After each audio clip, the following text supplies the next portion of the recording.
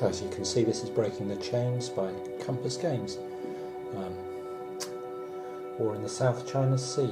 This is a hypothetical game about potential Chinese aggression in this South China Sea area. You can see the map here. I really like this map. Love the sort of muted colours and the colour of the sea. And some people, complain about Compass Game stuff. I just find it really attractive. I love the fact that they do something a little bit different with the graphic design rather than just standard colours and NATO symbols. And I really do like this. It's a lovely looking map. So this is a sort of, like I say, contemporary 2020, sort of near future contemporary, same sort of era idea as the Next War series, so modern day, slightly into the future. And I've got a training scenario set up here with Chinese forces intent on taking two hexes of the Spratlys down here, this island chain. The sea is divided into sort of coastal hexes, or littoral hexes as they're called, which are the brown ones, and ocean hexes, which are the blue, and that just becomes important for certain units when they're trying to move. We're starting the game here with 3 Chinese task forces, or at least I've split them into 3 Chinese task forces for ease. I mean, you could split them how you wanted, but I've created 3 identical task forces, so each one with a carrier, planes on the carrier, a destroyer group, and a frigate group, guided missile frigates, guided missile destroyers. The numbers on these in the bottom left is your stealth number. That's important for a couple of reasons. The first is when people try and engage you, you can attempt to evade, and your ability to evade is based heavily on that number. So you can see the carriers have got a -1. You essentially roll 2d6, you add your stealth modifier, that number in the bottom left, and you add the range between you and whatever is spotting or tracking you in hexes. And you have to try and get 11 or more. So if you're being subject to a very long range airstrike, for example, you've got a good chance to evade because it might be a range 5 or 6. And if you've got a stealth of 2, you only need to roll 3s or 4s or whatever to evade on 2d6, whereas if you're being attacked at very close range, you've got very little opportunity to evade. So that's the stealth number. The other important thing about this stealth number is it often determines who fires first. So in air-to-air combat, the stealth number tells you who gets the first opportunity to shoot, and similarly in surface-to-surface or anti-ship combat, air-to-surface combat, that's all being determined by stealth scores. So those are important as well. The middle number is your missile defense, and since missiles are the predominant weapon in this game, that's also an extremely important number.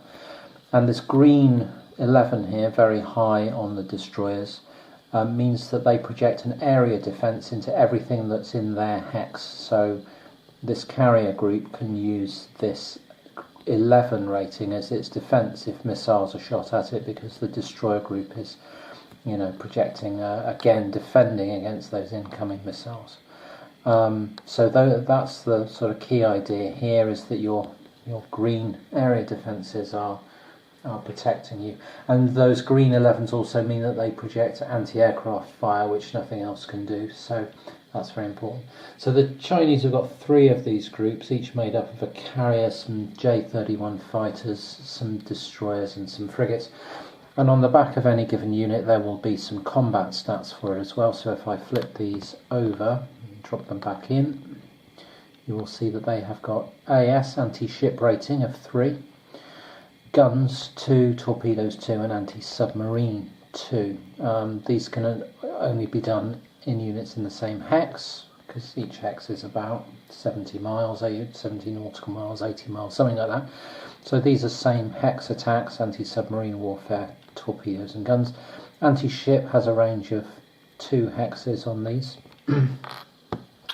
And again, this game uses a unified strike mechanic. So were these attacking each other, for example, if we were attacking just this, we would be rolling 2d6 plus 3, trying to beat the defense of 9. If we were trying to attack into here, this ship could use this defense, and we'd be rolling 2d6 plus 3 and trying to beat an 11. And that's, it's pretty straightforward how all the strikes in this work. What gets complex is all the options for what can attack and what can join in, and then what can protect what, and what can defend what, and what can throw up aircraft to attack first, and so on. Stuff like that it's not complex, but you have to be methodical in order to make sure you get it right. Let's flip an aircraft over to have a look at its combat stats, one of these J-31 groups. So you can see they've got an air-to-air rating of 3, anti-ship, air-to-ship or anti-ship of 4, anti-submarine of 3, air-to-ground of 2. We won't be using air-to-ground because there are no ground forces in this game, it's all naval and air. So those are the Chinese forces. They also have some more multi-role fighters there, and again they're pretty good. They'll be 4, 3, 2, 2, and they are a 3-step unit as indicated by that symbol, that delta symbol there. If something's got an omega symbol on it, then it's a 1-step unit. And the reason that's important is because you can only inflict as many step losses on an enemy unit as you have steps yourself. So you're trying to beat their defense number, and the difference between your roll and that defense number is the number of step losses you inflict, limited by the number of steps you have. If that all makes sense, it will it will make sense as I take us through a strike or two just to show what's happening. So these are trying to get into the Spratlys down here.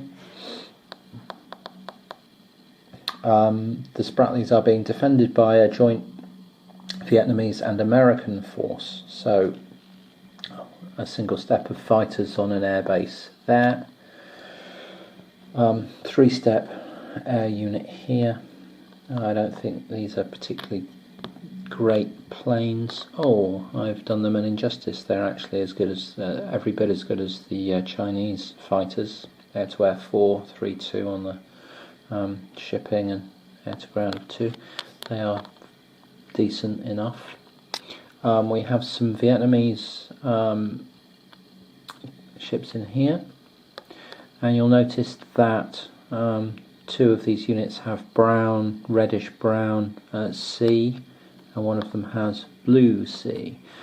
And what that means is that as we move, the blue sea unit wants to be moving into ocean, wants to be moving in ocean hexes, and then it's fine. But if it tries to move into a coastal hex like this, then it would get marked up with an out of element marker like this.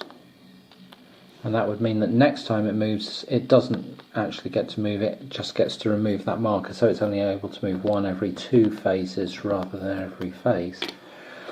So it wants to be moving out into the ocean like this, while these ships and this submarine in the coastal hex want to be staying in coastal waters.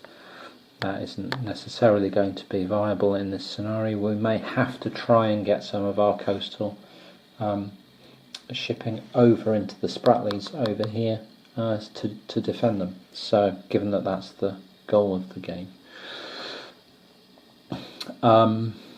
The Chinese also have some subs here, but these are hidden, so they're not in play at the moment. They can't be attacked. They are deep underwater and undetected. And likewise, the Americans have 2 or 3 nuclear submarines in a group acting here, somewhere between the Paracels and the Spratlys, but again they are hidden, which is why I've turned them the opposite way up. The Chinese should also have some mines in this scenario. and I'm going to handle those slightly differently. Instead of placing them somewhere, they've got 6 factors worth of mines, and mines you roll, when something moves into the hex you roll a d6, and if it's less than the number of factors then they go off and you can make an attack against a ship. Rather than sort of guessing and second guessing and blah blah blah, I'm simply going to assume that the Chinese were reasonably sensible and didn't go placing them up over here or whatever, that they would place them, knowing the rough setup of the American Vietnamese forces, that they would place them somewhere in this area here, perhaps even as far out as this, but in this kind of zone, and that therefore moves in that zone have a chance of triggering the mines, and I'll just roll 2d6, and like on an 11 plus, that's where the mines were. That seems a fair enough way to do it, rather than trying to second guess and blah blah blah. So going to do it like that. Yeah, so this is actually ready to go, and the first thing we do, we have a rather snacky turn chart down here, all printed on the map. This has got a game turn marker in it, a general quarters cycle marker in it. There are 6 general quarters cycles in each game turn. So we do some stuff at the start, and then 6 of these sort of move and fight cycles, and then move on to a new turn. So easy enough. The start of the game begins with something called the Black Ops phase, which involves land attack, cruise missile strikes, and special operations forces chits. The Chinese have a special operations forces chit on the track, but these come after cruise missile strikes. They're allowed to start with one on the track. So they are going to do some cruise missile strikes first. Each of their destroyers has got cruise missiles. So we're going to work across here, Task Force 1, this destroyer group represented here, is in with, they have a range of 12, 1, 2, 3, 4, 5, 6, 7, 8, 9, blah blah blah. So they are going to cruise missile attack the airbase at Ho Chi Minh, try and take these Su-30s out. The cruise missiles have an attack strength of 5 and the target number is 8, so it makes these ridiculously effective.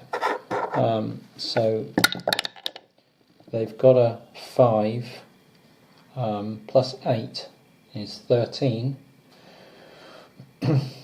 So you can see that with a defense of 8, these don't get a normal defense of 11. The target number for cruise missile strikes is 8, I believe. Let's just check the chart. Oh, you can use AMD if you've got it, which is area missile defense, which is the green numbers that the destroyers have. Yeah, but they don't have any of that. So the defense number is 8, and that means that this unit takes 2 step losses.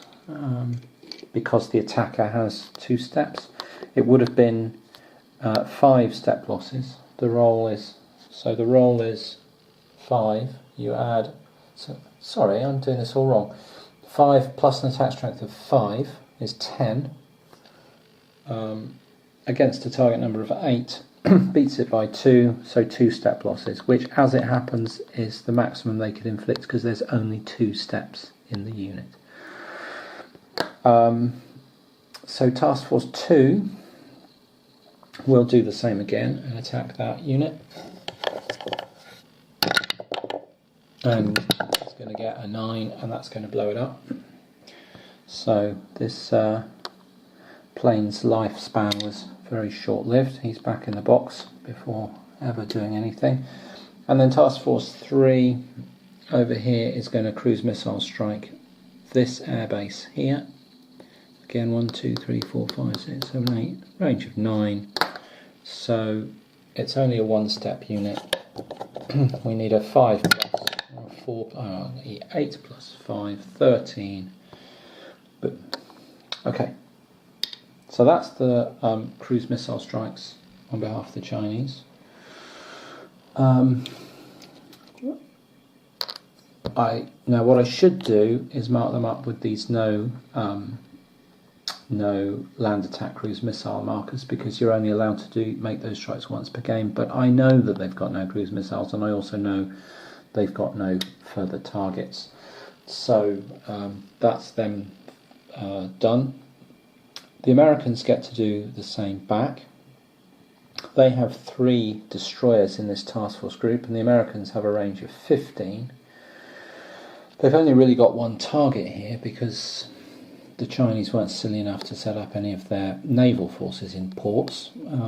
But you can make that mistake and then find you've got no units left because they've all been wiped out by cruise missiles. We won't do that, but the Americans will retaliate against the Chinese air, this 3-step J-31 unit there, and I suspect this is also going to be very short-lived. So 2d8, 2d6, sorry, not 2d8, 2d6 plus 5, 16. That's going to put 2-step losses on those guys, because again, that's 2-step losses rather than 8-step losses, because it's a 2-step unit that's firing, so that's its maximum damage. But the next roll, 5 plus 5 is 10. That would be another 2-step losses, and that unit is also back in the box. So there it is. Pretty straightforward to do, and pretty brutal as well. And we won't be seeing any more LACM land attack cruise missile strikes in this game, so I'm not going to bother moving the markers around all over the place. We'll just carry on. So the other part of the Black Ops phase is to resolve this Black Ops counter. Well, the Chinese could either resolve it or play one in turn 2, but they'll resolve the one that they put down, and it is a special ops mission in either Malaysia or the Spratlys, and they are going to attack into the Spratlys with that counter. The rulebook tells you what it means, but it essentially means that special forces conduct a sort of frogman attack. Malaysian Special Operations Force Assault, First Island Coalition, which is what the game calls the non-Chinese. The American and Ally group is called the First Island Coalition, and then there's the Chinese Coalition. I may, from time to time, simply call them the Americans and Chinese, but you know that's shorthand for First Island Coalition and Chinese Coalition. Anyway, so the Malaysian Special Force assaults First Island Coalition vessels frogman style, and the Chinese Coalition player can immediately make one strike against any one naval unit of his choice that is in a littoral hex, so a brown coastal hex, of the Spratly Islands or Malaysia. Okay, we are going to target this Yantar frigate here, and we make a strike as if we're a submarine, a 2-step submarine with a torpedo score of 3. The target number for torpedoes again is 8. We're rolling 2 dice plus 3, and we're a 2-step unit, so we can cause a maximum of 2 casualties, which would be just fine. We have rolled a 9. A torpedo score of 3 makes that a 12. Target of 8. We've beaten it by 4. We cause our 2 casualties, and our frogmen sink this Yantar unit. And that's those frigates gone. And that was the Black Ops phase for the Chinese. Now for the Americans, they're the First Islands, but they're not allowed to have a Special Forces chip in play on turn 1. But at this point, they can play one which will come into effect on turn 2. So they are going to play this.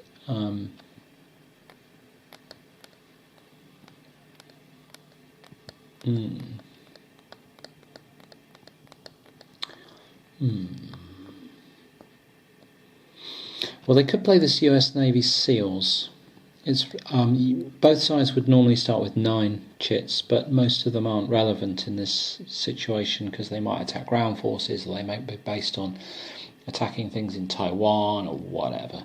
So I've pulled out the relevant ones for either side, but this Seals is the one I'd like to play. The reason not to is because it can only be used on forces which are in littoral hexes, and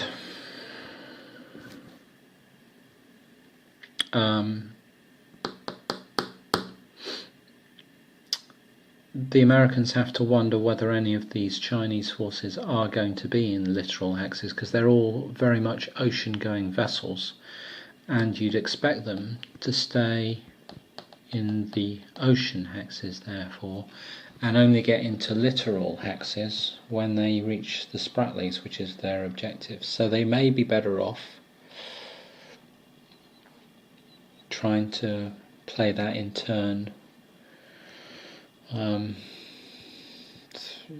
Next turn, ready for turn 3, when there might be stuff in the Spratlys that they're trying to destroy, you'd think. So the Americans are not going to play their Navy SEALs now. The Chinese don't get to play a marker, I don't think, because I think the option is to either use one or play one. I don't think you can do both. Special Operations Force chits.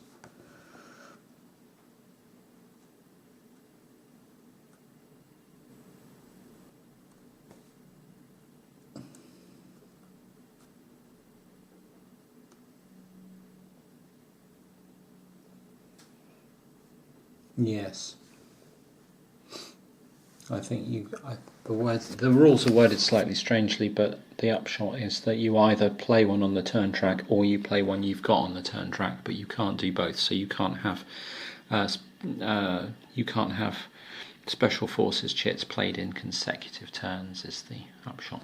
Okay, so after all that, we go into a politics phase, which isn't going to happen, and a transit phase, which would use the transit boxes like this Indian Ocean and the one from Australia and from San Diego and so on. We're not going to be doing any of that, so we go into a general quarters phase, and there are 6 cycles. We go through air moves, naval moves, then we do engagements, and then we do administration. There aren't going to be any air moves because cruise missile strikes just wiped out all the air forces of both sides. So we're going to have naval moves. So I'll just do this a couple of times on camera, but then this is going to go on long enough, so I'm going to stop once I've done a couple of these or one of these and wait until something is happening. So these guys are just going to move out. They all get to move 1 hex. Americans can move further than 1 hex in cycles 2, 4 and 6 if they're not in range of an enemy. So they have slightly faster ships. So they have to figure out what they're doing here.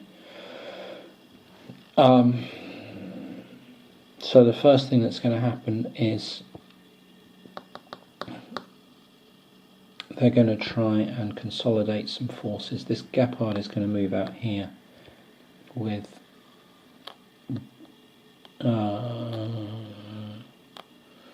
both of these, actually, the whole lot. In fact, what I'm going to do is drop it down as a task force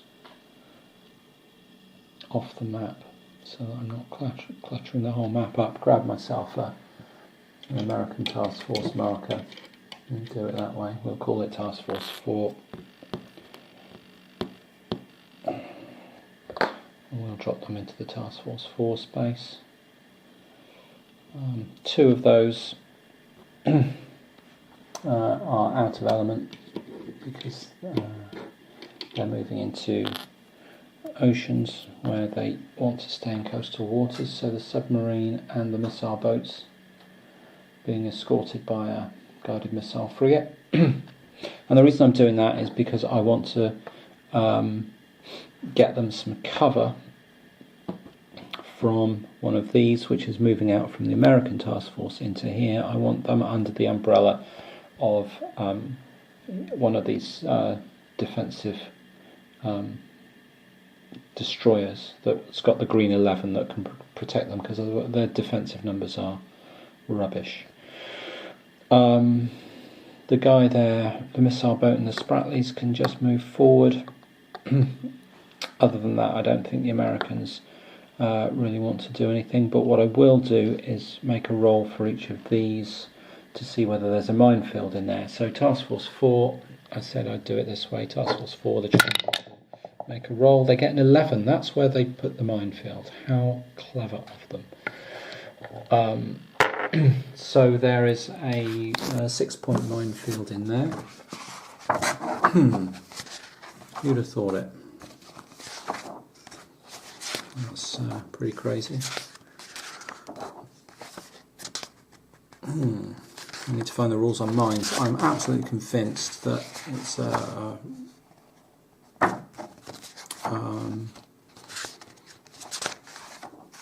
an attack on a random unit in the hex.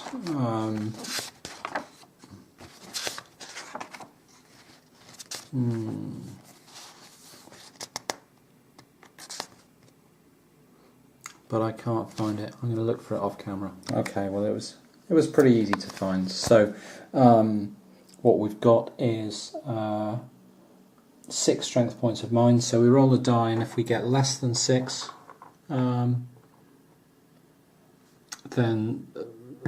those mines go off. We've got a 6. The mines do not go off. Excellent. There you go. That's the mines taken care of then. We found the minefield. It's in here, and it plays no further part in the game, and it failed to sink anything. Brilliant. Well, onward then. That's the end of General Quarters Cycle 1. There's not going to be any engagements because our forces are way out of range, and I'm now going to move ahead until we're at a position where there might start to be some action.